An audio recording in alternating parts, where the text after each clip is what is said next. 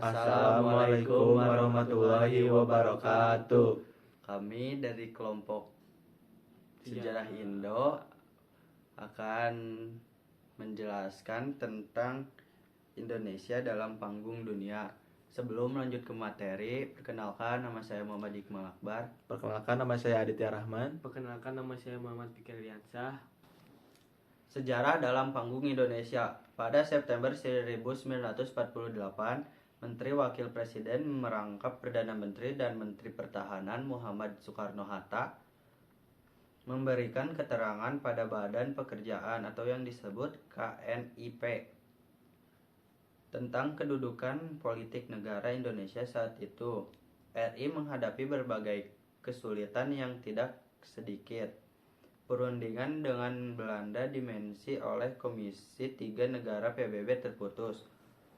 Dari dalam negeri, oposisi dari Aksi Front Demokrasi Rakyat atau yang disebut FDR yang dipimpin oleh Musso menghebat. Meskipun saat itu Perang Dingin telah berakhir dan dunia tidak terbelah dalam dua blok, bukan berarti tentang bagi Indonesia berakhir juga. Oleh karena itu, maka esensi pidato Hatta masih relevan untuk mengantisipasi masalah-masalah yang timbul dari pertikaian kepentingan politik antar bangsa. Politik luar negeri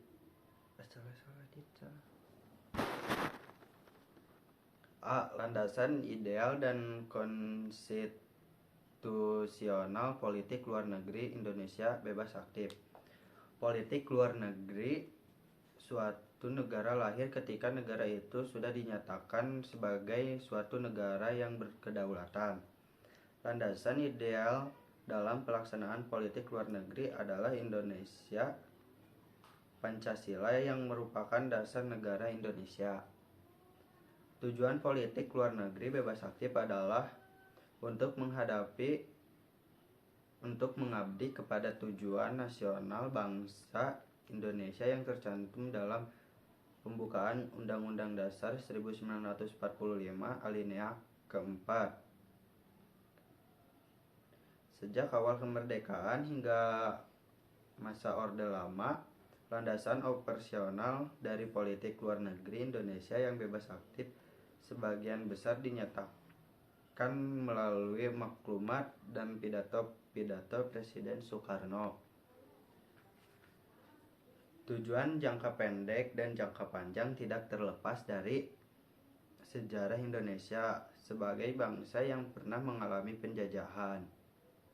Indonesia berusaha pula menghindari dari keberpihakan dua blok yang bersengketa dan masuk menjadi anggota non-blok. Pada masa Orde Baru, landasan operasional politik luar negeri Indonesia semakin dipertegas dengan beberapa peraturan formal. Di antaranya adalah ketetapan MPRS nomor 11 MPRS 1966 pada tanggal 5 Juli 1966 tentang penegasan kembali landasan kebijakan politik luar negeri Indonesia. TAP MPRS ini menyatakan bahwa sifat politik luar negeri Indonesia adalah yang pertama, bebas aktif, yang kedua, mengabdi kepada kepentingan nasional dan amanat penderita rakyat.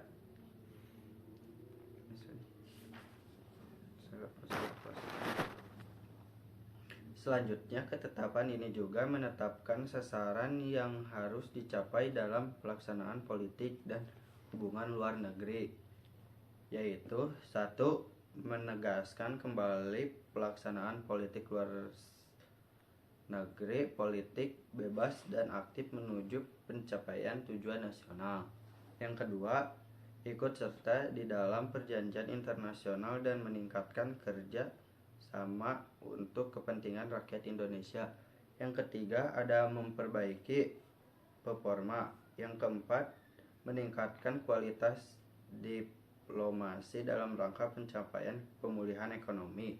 Yang kelima, mengintensifkan kesiapan Indonesia memasuki era perdagangan bebas, memperluas perjanjian ekstradisi dengan negara-negara tetangga.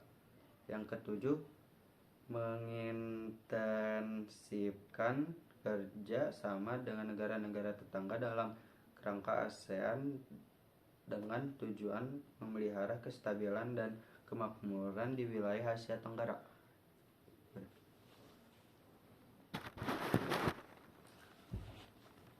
B.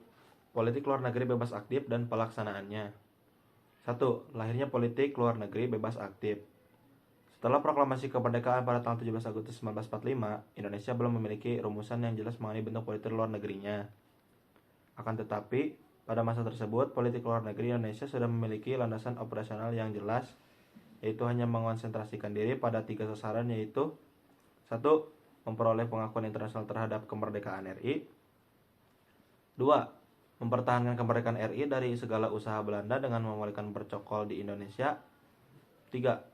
Mengusahakan serangkaian diplomasi untuk menyelesaikan sengketa Indonesia-Belanda melalui negosiasi dan akomodasi kepentingan dengan menggunakan bantuan negara ketiga dalam bentuk good office ataupun mediasi dan juga menggunakan jalur perserikatan bangsa-bangsa (PBB).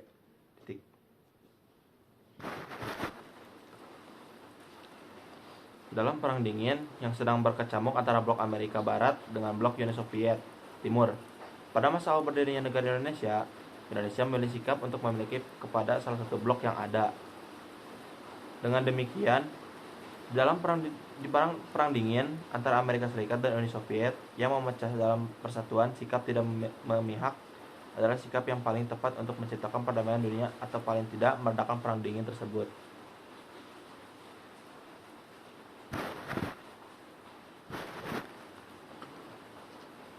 Dua. Politik luar negeri Indonesia masa deklarasi parlementer 1950-1959. Prioritas utama politik luar negeri dan diplomasi Indonesia pasca kemerdekaan hingga tahun 1950-an lebih ditunjukkan untuk menentang segala macam bentuk penjajahan di atas dunia, termasuk juga untuk memperoleh pengakuan internasional atas proses dekolonisasi yang belum selesai di Indonesia, dan menciptakan perdamaian dan ketertiban dunia melalui politik bebas aktifnya. Pada waktu itu, Indonesia berusaha keras untuk mendapatkan pengakuan dunia internasional dengan cara diplomasi. Betapa pada masa itu, kekuatan diplomasi Indonesia disegani oleh negara-negara lain. Pada kondisi kemampuan militer dan ekonomi yang kurang, Indonesia mampu meraih simpati publik internasional dan berhasil mendapatkan pengakuan kedaulatan secara resmi melalui perundingan. Konsep politik luar negeri Indonesia adalah yang bebas aktif, merupakan gambaran dan usaha Indonesia untuk terwujudnya perdamaian dunia.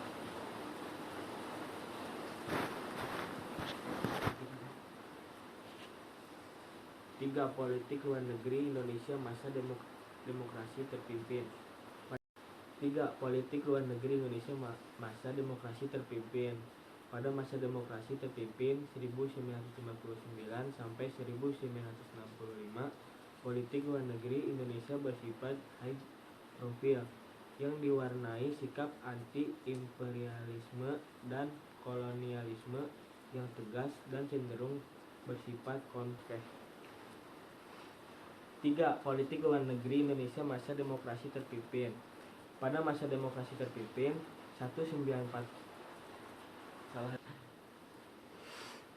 3. Politik luar negeri Indonesia masa demokrasi terpimpin.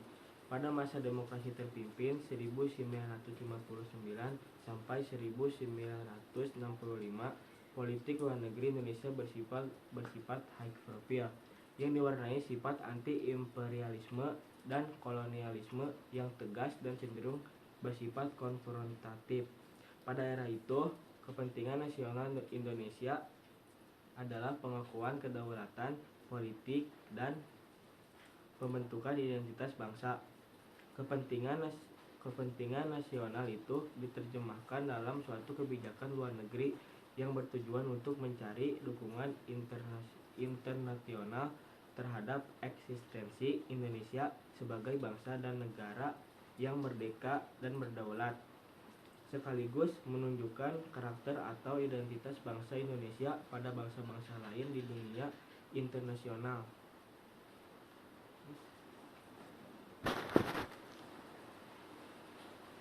Politik luar negeri pada masa demokrasi terpimpin juga ditandai dengan usaha keras Presiden Soekarno membuat Indonesia semakin dikenal di dunia internasional melalui beragam konferensi internasional yang diadakan maupun diikuti Indonesia. Tujuan awal dari dikenalnya Indonesia adalah mencari dukungan atas usaha dan perjuangan Indonesia berebut dan mempertahankan Irian Barat. Namun sering berjalannya waktu, status dan prestige menjadi faktor-faktor pendorong semakin gencarnya Soekarno melaksanakan aktivitas politik luar negeri ini. Faktor dibentuknya poros ini antara lain: pertama, karena konfrontasi dengan Malaysia menyebabkan Indonesia membutuhkan bantuan militer dan logistik. Mengingat Malaysia mendapat dukungan penuh dari Inggris, Indonesia pun harus mencari kawan negara besar yang mau mendukungnya dan bukan sekutu Inggris. Salah satunya adalah Cina. Kedua, Indonesia perlu mencari negara yang mau membantunya dalam masalah dana dengan persyaratan yang mudah, yakni negara Cina dan Uni Soviet. C. Peran Indonesia dalam upaya menciptakan perdamaian dunia. Yang pertama, pelaksanaan Konferensi Asia Afrika KAA 1955. Berakhirnya Perang Dunia II pada Agustus 1945 tidak berarti berakhir pula situasi perumusan di antara bangsa-bangsa di antara dunia dan tercipta perdamaian dan keamanan. Masalah-masalah tersebut sebagian disebabkan oleh lahirnya dua non-blok kekuatan yang bertentangan secara ideologi maupun kepentingan, yaitu blok barat dan blok timur. Hal ini mengakibatkan tetap hidupnya dan bahkan tumbuhnya suasana permusuhan yang terselubung di antara dua non-blok itu. Pendukung suasana permusuhan tersebut yang dikenalkan nama Perang Dunia. Munculnya ketegangan dunia akibat dari adanya persaingan antara blok barat dan blok timur sangat mengkhawatirkan sebagian negara-negara di kawasan Asia dan Afrika yang pada akhir periode 2 sebagian besar baru memperoleh kemerdekaan.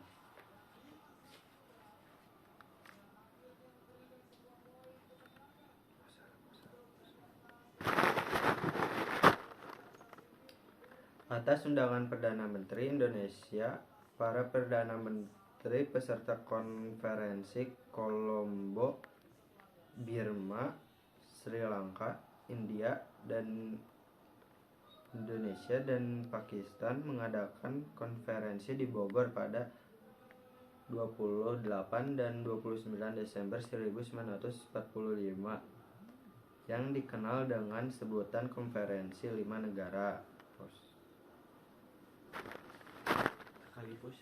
Konferensi Asia Afrika telah membakar semangat dan menambah kekuatan moral pada pejuang bangsa-bangsa Asia Afrika yang pada saat itu tengah memperjuangkan kemerdekaan tanah air mereka, sehingga kemudian lahirnya sejumlah negara merdeka di benua Asia dan Afrika. Dengan diselenggarakan KAA di Bandung, kota Bandung menjadi terkenal di seluruh dunia. Semangat perdamaian dan dicetuskan di kota Bandung yang dijuluki Semangat Bandung atau Bandung Spirit untuk mengabadikan peristiwa sejarah yang penting itu. Jalan protokol di kota Bandung yang terbentang di depan Gedung Merdeka diberi nama Jalan Asia Afrika. 2. Gerakan non-blok Non-Aligned Movement atau NAM. Gerakan non-blok GNB atau Non-Aligned Movement adalah suatu gerakan yang dipoleri oleh negara-negara dunia ketiga yang beranggotakan lebih dari 100 negara yang berusaha menjalankan kebijakan luar negeri yang tidak memihak. 2/3 keanggotaan PBB, mayoritas negara-negara anggota GNB adalah negara-negara yang baru memperoleh kemerdekaan setelah berakhirnya Perang Dunia II dan secara geografis berada di benua Asia, Afrika, dan Amerika Latin. Indonesia dapat dikatakan memiliki peran yang sangat penting dalam proses kelahiran organisasi ini. KAA di Bandung merupakan proses awal lahirnya GNB. Tujuan KAA adalah mengidentifikasi dan mendalami masalah-masalah dunia waktu itu dan berusaha memformulasikan kebijakan kebersamaan negara-negara yang baru merdeka tersebut pada tataran hubungan internasional. Pembentukan organisasi gerakan non-blok dicanangkan dalam konferensi tingkat tinggi KTT 1 di Belgrade, Yugoslavia 16 September 1961 yang dihadiri oleh 25 negara dari Asia dan Afrika. Dalam perjalanan sejarahnya, sejak KTT 1 di Belgrade tahun 1961, gerakan non-blok telah 16 kali menyelenggarakan konferensi tingkat tinggi, yang terakhir KTT XFI yang berlangsung di Teheran pada Agustus 2012. Indonesia sebagai salah satu pendiri GNB pernah menjadi tuan rumah menyelenggarakan KTT GNB yang ke-10 pada tahun 1992. KTT ke-10 ini diselenggarakan di Jakarta, Indonesia pada 1 September 1992, 7 September 1992, dipimpin oleh Soeharto. KTT ini dihadirkan oleh lebih dari 140 delegasi, 64 kepala negara. KTT ini juga dihadiri oleh Sekjen PBB Boutros Ghali. 3. Misi pemeliharaan perdamaian Garuda. Dalam rangka ikut mewujudkan perdamaian dunia, maka Indonesia memainkan sejumlah peran dalam percaturan internasional. Peran yang cukup menonjol yang dimainkan oleh Indonesia adalah dalam rangka membantu mewujudkan pemeliharaan perdamaian dan keamanan internasional. Pengiriman misi Garuda yang pertama kali dilakukan pada bulan Januari 1957.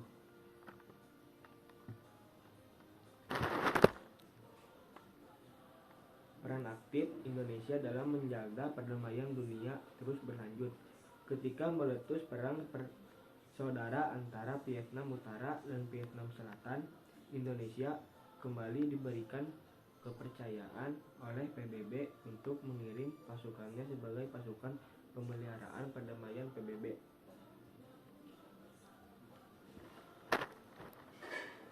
Sejak tahun 1975 hingga kini dapat dicatat peran Indonesia dalam pemelihara perdamaian dunia semakin berperan aktif, ditandai dengan didirikannya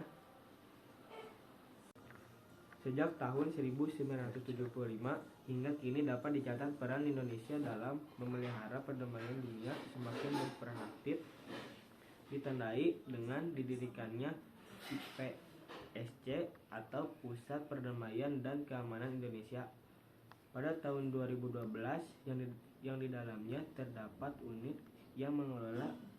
Sejak tahun 1975 hingga kini dapat dicatat peran Indonesia dalam memelihara perdamaian dunia semakin berperan aktif, ditandai dengan didirikannya IPSC atau Pusat Perdamaian dan Keamanan Indonesia pada tahun 2012 yang di dalamnya terdapat unit yang mengelola kesiapan pasukan yang akan dikirim untuk menjaga perdamaian dunia.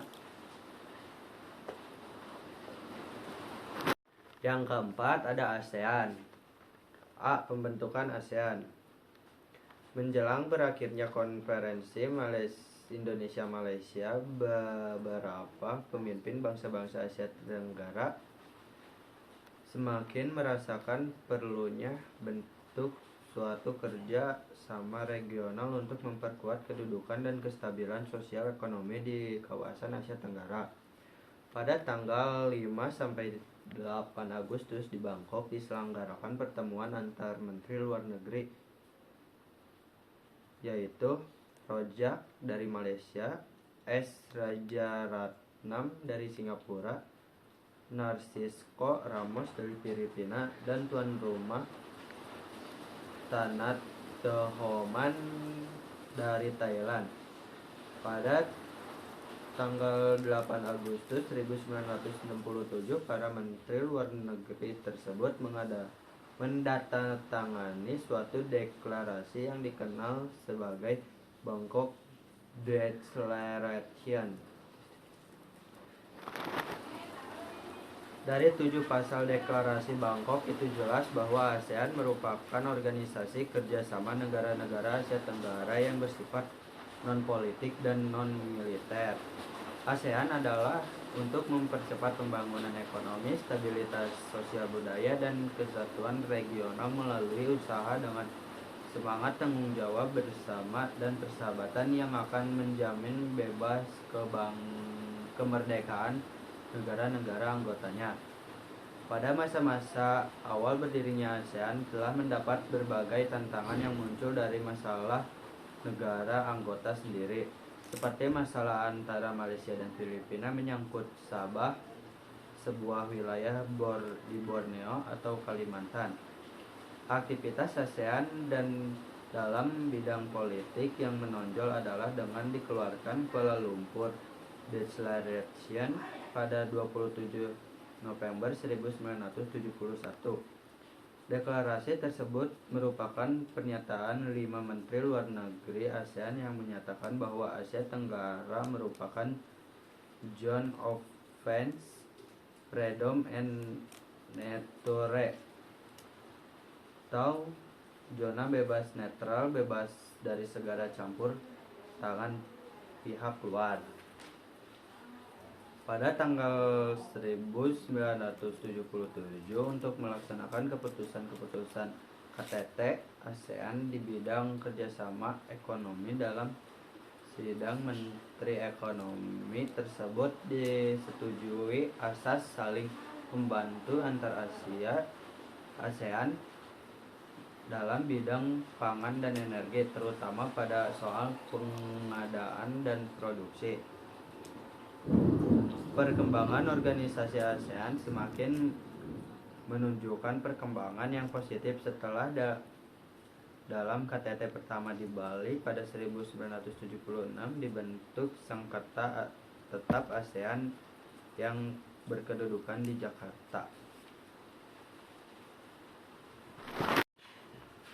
B. Pembentukan komunitas ASEAN. Setelah berakhirnya Perang Dingin pada dekade 80-an, isu-isu ideologi yang mengungkung dunia dan demikian halnya dengan ASEAN mulai tersingkirkan. Dalam upaya menempuh integrasi dan kerjasama yang lebih kuat di antara negara-negara anggota, ASEAN bersepakat untuk mengembangkan suatu kawasan yang terintegrasi dengan membentuk suatu komunitas negara-negara Asia Tenggara yang terbuka, damai, stabil, dan sejahtera, saling peduli, dan diikat bersama dalam kemitraan yang dinamis di tahun 2020.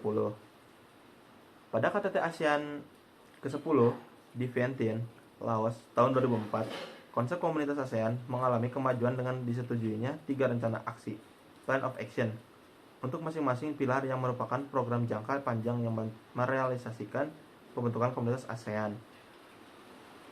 Piagam ASEAN adalah dokumen ASEAN yang mengubah ASEAN dari sebuah asosiasi yang longgar menjadi sebuah organisasi internasional yang memiliki dasar hukum yang kuat, dengan aturan yang jelas, serta ditandatangani pada KTT ke-13 ASEAN pada tanggal 20 November 2007 di Singapura oleh 10 kepala negara, pemerintah negara anggota ASEAN. Piagam ASEAN mulai berlaku secara efektif sejak tanggal 15 Desember 2008. Setelah semua negara anggota ASEAN menyampaikan dokumen pemberitahuan pengesahan ke Sekretariat ASEAN, dalam hal itu, Indonesia mengesahkan Piagam ASEAN melalui UU nomor 38 tahun 2008, Piagam ASEAN, memuat prinsip-prinsip yang tertuang dalam semua perjanjian, deklarasi, dan kesepakatan ASEAN. Terpadu secara politis, terintegrasi secara ekonomis, dan dapat bertanggung jawab secara sosial dalam rangka menjawab tantangan dan peluang saat ini dan saat mendatang secara efektif. Komunitas ASEAN adalah wadah untuk lebih mempererat integrasi masyarakat ASEAN dan untuk menyesuaikan secara pandang keterbukaan ASEAN itu dicetuskan pada tahun 1997 dalam visi ASEAN 2002 dan disekukuhkan pada tahun 2003 pada KTT ke-9 di Bali. Pilar ekonomi Komunitas Ekonomi ASEAN atau KAA ialah komunitas yang bekerja sama dalam upaya memperdalam dan memperluas ekonomi kepada kawasan ASEAN dan dengan kawasan luar ASEAN. KAA bertujuan membentuk ASEAN sebagai pasar tunggal dan basis produksi kawasan yang lebih dinamis dan berdaya saing, yang memiliki pembangunan yang setara serta berupaya mempercepat ketebalan ekonomi di kawasan ASEAN dan dengan kawasan di luar ASEAN. ASEAN juga bertekad untuk memperkuat persatuan dan saling pengertian terhadap perbedaan kebudayaan, sejarah, agama, dan peradaban. Pada 22 November 2015, 10 negara anggota ASEAN menandatangani deklarasi komunitas ASEAN. Selanjutnya, pada 13 November 2017, para pemimpin tingkat tinggi ASEAN meluncurkan Master Plan Konektivitas ASEAN 2025. 5. Organisasi Konferensi Islam. Organisasi Konferensi Islam atau yang disebut OKI adalah organisasi internasional yang anggotanya terdiri atas negara-negara Islam seluruh dunia. Organisasi ini didirikan pada tanggal 22 September 1969 saat konferensi tingkat tinggi atau yang disebut KTT negara-negara Islam di Rajab, Maroko atas prakarsa Raja Faisal dari Arab Saudi dan Raja Hasan dari Maroko. Latar belakang didirikannya organisasi dipicu oleh peristiwa pembakaran Masjid Al-Aqsa yang terletak di kota Al-Quds pada tanggal 21 Agustus 1969. Peristiwa pembakaran tersebut menimbulkan reaksi keras dunia, terutama dari kalangan umat Islam. Dalam rangka mengusahakan pembebasan Al-Quds, pada awalnya OKI mempunyai 25 anggota dan saat ini jumlahnya bertambah menjadi 57 negara anggota serta sejumlah negara pengamat, antara lain Bosnia Herzegovina, Republik Afrika Tengah, Pantai Gading, dan Thailand. OKI didirikan berdasarkan pada keyakinan atas agama Islam, penghormatan pada piagam PBB dan hak asasi manusia. Pada konferensi tingkat menteri OKI bulan Februari 1972 telah diadopsi piagam organisasi yang berisi tujuan OKI, yaitu peningkatan solidaritas Islam serta mengkoordinasikan kerja sama politik, ekonomi, dan sosial budaya antar negara-negara anggota, mendukung upaya perdamaian dan keamanan internasional, serta melindungi tempat-tempat suci Islam dan membantu perjuangan pembentukan negara Palestina yang merdeka dan berdaulat, dan bekerja sama untuk menentang diskriminasi rasial dan segala pengertian di antara negara anggota dan negara-negara lain.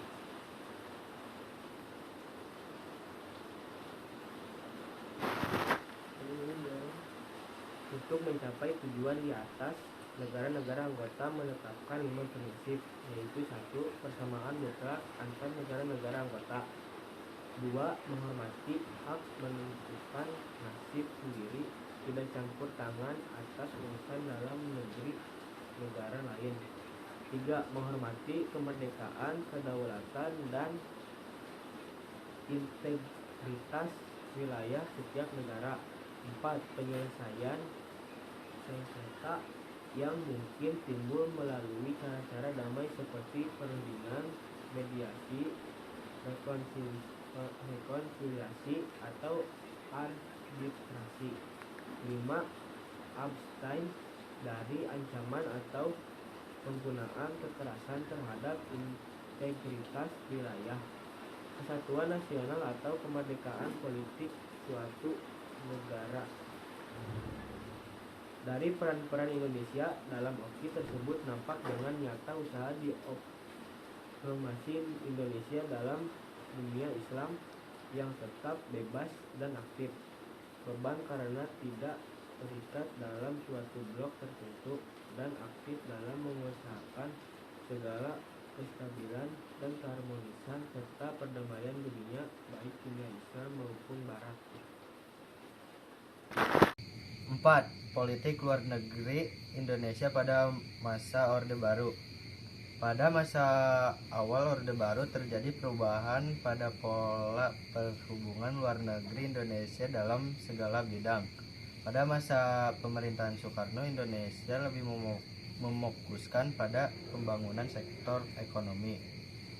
Tujuan utama politik luar negeri Soekarno pada awal penerapan New Order tatapan baru adalah untuk memobilisasi sumber dana internasional demi membantu rehabilitasi ekonomi negara dan pembangunan, serta untuk menjamin lingkungan regional yang aman dan mudah bagi Indonesia untuk berkonsentrasi pada agenda domestik. Indonesia memainkan peran utama dalam pembentukan organisasi ASEAN. ASEAN merupakan wadah bagi politik luar negeri Indonesia. Kerja sama ASEAN dipandang sebagai bagian terpenting dari kebijakan luar negeri Indonesia. Selain ASEAN terlibat, Indonesia dalam membentuk kondisi perekonomian global yang stabil dan kondusif, serta memaksimalkan kepentingan nasional. Indonesia juga masuk sebagai anggota negara-negara produsen atau menghasilkan minyak dalam OPEC. OPEC menjadi barometer pelaksanaan kebijakan luar negeri Indonesia dalam hal stabilitas perekonomian. 5. Politik luar negeri Indonesia era reformasi. Pada nasib politik luar negeri Indonesia di awal reformasi masih sangat dipengaruhi oleh kondisi domestik akibat krisis multidimensi dan transisi pemerintahan. Pada masa pemerintahan Presiden Abdurrahman Wahid, hubungan RI dengan negara-negara barat mengalami sedikit masalah setelah lepasnya Timur-Timur dari NKRI. Presiden Wahid memiliki cita-cita mengembalikan citra Indonesia di mata internasional. Diplomasi di era pemerintahan Abdurrahman Wahid dalam konteks kepentingan nasional, selain mencari kedukungan pemulihan ekonomi rangkaian kunjungan ke mancanegara, diarahkan pula pada upaya-upaya menarik dukungan mengatasi konflik domestik.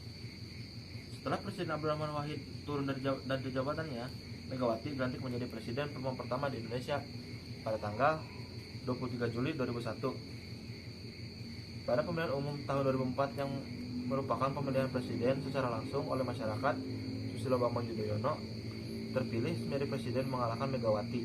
Dilantik menjadi presiden Republik Indonesia ke-6 pada 20 Oktober 2004. Selama era kepemimpinan SBY berhasil mengubah citra Indonesia dari menarik banyak investasi asing dengan menjalin berbagai kerjasama dengan banyak negara pada masa pemerintahannya.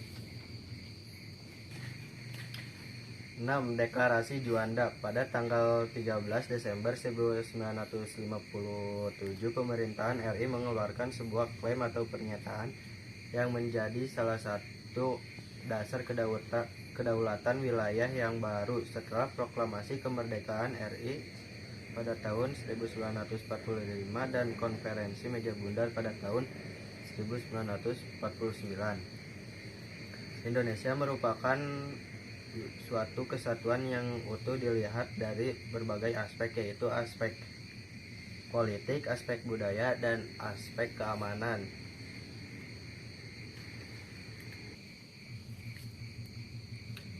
Keberadaan laut bebas di antara pulau-pulau di wilayah negara Republik Indonesia jelas sangat janggal. Bagaimanapun penduduk antara satu pulau dengan pulau lainnya masih satu bangsa, sehingga tidak kemungkinan sebuah negara yang berkedaulatan dipisah-pisah oleh laut bebas sebagai perbatasan. Pemikiran untuk mengubah Ordinati 1939 dimulai pada 1956. Pada waktu itu pemimpinan Departemen Pertahanan Keamanan RI mendesak pada pemerintahan untuk segera merombak hukum laut warisan kolonial yang secara nyata tidak menjamin keamanan wilayah Indonesia. Pemerintahan Indonesia kemudian merancang peraturan pada tanggal 13 Desember menjadi undang-undang agar kedudukan menjadi lebih kuat. Konsep negara kepulauan sendiri baru disetujui oleh mayoritas negara-negara pada tanggal 10 Desember 1982 pada Konferensi Hukum Laut Internasional. Hari Nusantara jika pada Sumpah Pemuda 1927 rakyat Indonesia menyatakan diri sebagai bangsa pada tanggal 17 Agustus 1945 di 7. Jakarta Informal Meeting Jim 1 dan 2. Pada tahun 1907 di Kamboja terjadi kudeta yang pada saat itu dipimpin oleh Pangeran Norodom Sihanouk. Ketika itu Pangeran Norodom Sihanouk sedang berada di luar negeri. Keponakannya yang bernama Pangeran Sisowat Sirik Matam bersama Lonol melakukan kudeta kekuasaan. Sejak peristiwa itu terjadi perang saudara yang berlangsung lama dan berlarut-larut. Pada akhir 1978 terjadi bentrokan di perbatasan antara rezim Khmer Merah dengan Vietnam. Dalam kurun waktu itu juga terjadi pembantaian orang-orang keturunan Vietnam di Kamboja, sehingga Vietnam menyerbu Kamboja dengan tujuan untuk menghentikan genosida besar-besaran tersebut. Perang saudara kemudian terus berlanjut tanpa ada tanda-tanda penyelesaian. Kenyataan yang menyebabkan kesengsaraan yang sangat memprihatinkan bagi rakyat Kamboja. Inilah yang kemudian mendorong Indonesia bersama-sama negara-negara anggota ASEAN lainnya memulai prakarsa serta sebagai upaya mediasi guna mencari penyelesaian yang damai, adil, langgeng, dan menyeluruh. Politik luar negeri Indonesia yang turut aktif dalam menghadapi permasalahan-permasalahan dunia seperti juga yang termuat dalam Mukomadah UUD 1945, yaitu turut mewujudkan perdamaian dunia. Tujuan ASEAN dalam upayanya untuk mengatasi konflik yang berkepanjangan di negara tersebut sehingga demi perdamaian dapat tercapai di kawasan. Mohtar Kusumataja merintis perjuangan awal diplomasi Indonesia untuk mengundang para pihak terkait yang terlibat dalam pertikaian untuk duduk bersama di meja perundingan dan mengusulkan agar pertemuan yang duduk bersama di meja perundingan yang mengusulkan agar pertemuan yang dimaksud harus diadakan di tempat yang netral seperti Indonesia, yaitu agar pihak-pihak yang saling bertikai mereka bebas dalam membacakan Kamboja dan masa depannya. Pada tahun 1988 segera membuat gebrakan awal dengan melakukan kunjungan perkenalan ke ibu kota negara-negara ASEAN, itu dalam rangka menindaklanjuti usulan Mukhtar untuk mengadakan pertemuan informasi di Jakarta. Dibandingkan negara-negara ASEAN lainnya, Indonesia memiliki hubungan yang lebih dekat dengan Vietnam. Hal ini terlihat dengan tindakan Indonesia sebagai negara Asia Tenggara pertama yang membuka hubungan diplomatik dengan Vietnam pada tahun 1955. Selanjutnya, pertemuan-pertemuan pasca Jim 1 dan 2 mulai dengan negara-negara luar ASEAN yang menunjukkan bahwa upaya untuk mencapai perdamaian Kamboja telah mencapai tingkat internasional. Kemudian dalam rangka mengodok kerangka target tersebut guna mencapai suatu dokumen akhir tentang penyelesaian damai yang menyeluruh terhadap konflik Kamboja, digelarlah Informal Meeting on Cambodia IMC 1 dan 2 di Jakarta. Kesepakatan ini telah menandai perjuangan akhir dari upaya perdamaian di Kamboja dan memulai babak baru dalam pemerintahan yang diperlukan di negara ini. Terus Yuk, guys.